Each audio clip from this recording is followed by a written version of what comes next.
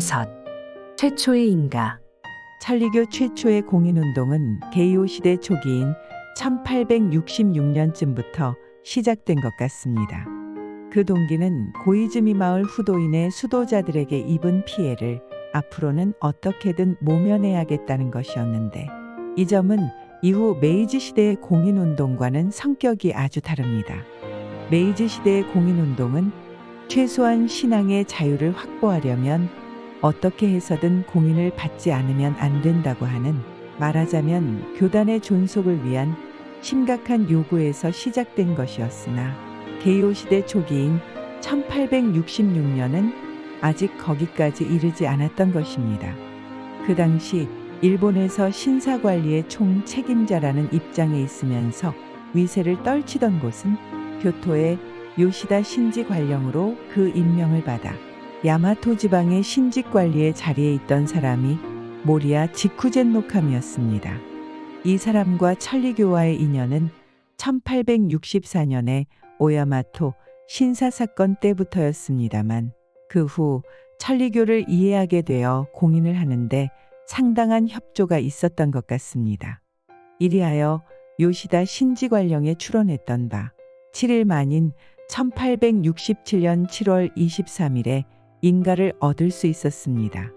그때의 출원에 모시는 신을 천륜왕신, 원어로 델리노 카미라 부르도록 되어 있으며 허가장에는 천륜왕 명신이라 되어 있습니다. 명신이란 특히 영험이 있는 신이라는 의미로 쓰이는 것이 관례였습니다. 더욱이 출원서에 밝힌 바 제신의 설명을 보면 구니토코 다치노 미코토와 그 외 12신을 총칭하여 천륜왕신이라 부르는 것으로 되어 있거나, 혹은 천신 7대 조신과 구니토코 다치노 미코토를 제신으로 하여 천륜왕신이라 부른다는 등 혼란된 내용이 있습니다. 엄밀히 말하자면 어버이 신님, 천리왕님과는 동떨어진 것입니다. 왜 이러한 내용이 생기게 되었는가 하는 것은 아마 출원할 때 모리야 지쿠젠 노카미 등의 조언이 있어 그렇게 표현하는 것이 쉽게 인가받을 수 있을 것이라는 말이 있었던 것이 아닌가 생각되며, 또 당시 사람들이 아직 어버이신 천리왕님의 관념이 확립되지 않았던 데에도 그 이유가 있었던 것이 아닐까 생각합니다. 교조님께서 그 해에 지으신 신학가에 여기까지 신앙을 하였지만은 으뜸의 신님인 줄 알지 못했다. 신학 3의 9 라는 노래와 같이 차츰차츰 신앙하고 성인하여 왔음은 사실일지라도, 사람들은 아직도 자신들이 신앙하고 있는 신이 으뜸인 신, 진실한 신임을 충분히 자각하기까지에는 이르지 못했었다고 해석됩니다. 그러나 실은 이 점을 분명히 하는 것이 공인운동에 있어서 가장 중요한 요점이라는 것이 교조님의 마음이었던 것입니다. 여하튼 상당한 고심 끝에 공인을 얻었던 것입니다만, 이에 의해 하나의 이점이 있었던 것만은 사실입니다.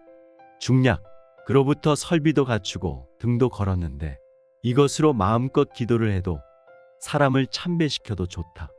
만약 이러니 저러니 하는 자가 있거든 곧 연락하라. 또 폭력을 쓰는 놈이 있거든 수험자든 법사든 가릴 것 없다. 없애버려라. 너희들은 농사꾼이므로 완력에 자신이 없거든 숨어 있다가 총으로 쏘아버려라. 그 뒤책임은 이쪽에서 질 터이니 걱정할 것 없다는 언지를 받고, 그때 천리왕 명신이란 등을 걸고 난 뒤 한 사람도 행패 부리러 오는 자가 없었다는 것입니다. 모로이 마사이치 행적외편. 요시다 신지 관령의 위력이 어떠했는지 능히 알 수 있는 기록입니다. 당시의 사람들은 얼마나 안심하고 기뻐했겠습니까? 이와 같이 눈앞에 나타난 일에 일희일비하는 인간이지만 교조님께서는 달랐습니다. 인간의 마음이란 어리석어서 나타난 것만 이야기한다. 3의 115 라고 하셨듯이 교조님은 앞 일까지 뚫어보고 계셨는데, 어느 날 요시다 씨도 훌륭한 것 같지만 한낱 나뭇가지와 같은 거야. 시들 때가 있어. 라고 하셨습니다. 가장 무성하게 보이는 것이 나뭇가지인가 하면 가장 빨리 시드는 것도 나뭇가지인 것입니다. 그리하여 말씀 그대로 얼마 후 메이지우 신에 의해 신지관령이 폐지되어 모처럼 받았던 인가도 무효가 되고 말았습니다. 6. 신도의 양식. 요시다 신지관령의 인가를 받고 난 뒤 집터의 행패를 부리러 오는 사람은 없게 되었는데, 이것은 요시다가 뒤를 책임을 지니 만약 날뛰는 자가 있으면 염려 말고 해치워도 좋다는 언지를 받았기 때문입니다. 그러나 이것은 폭력에는 폭력으로 대항한다는 생각에 기인한 것으로, 이러한 대항 수단의 발동이 실제 없었던 것은 이 길로서는 큰 다행이었다고 할 수 있습니다. 그러나 메이지 유신에 의해 1870년 요시다 신지관령이 폐지되었으므로 곤란해진 당시의 사람들은 다시 출원을 해보자고 의논을 하자 교조님은 출원하러 갈 테면 가보라. 도착하기 전에 숨이 끊어질 테니 그런 것 출원하는 게 아니야. 라고 하시며 허락하시지 않았습니다. 매우 엄하신 말씀이었습니다. 이 말씀을 듣고 나서는 아무도 감히 출원하는 자가 없었습니다. 그러고 보면 최초의 인가도 교조님의 마음에 맞지 않은 점이 있었다고 생각지 않을 수 없습니다.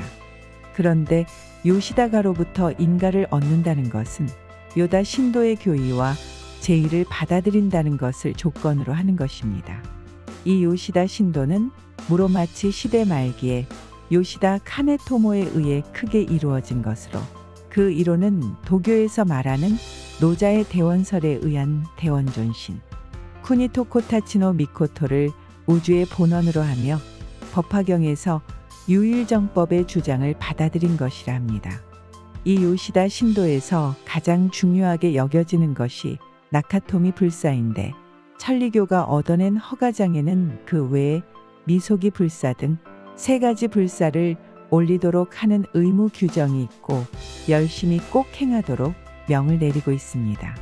그래서 그 후 집터에서는 한동안 수의를 입고 실제로 불사를 올렸다고 합니다. 이 나카토미 불사는 연희식 축사 중에서도 가장 오래된 것으로, 그 내용은 악을 털고 복을 비는 불사였던 것 같습니다.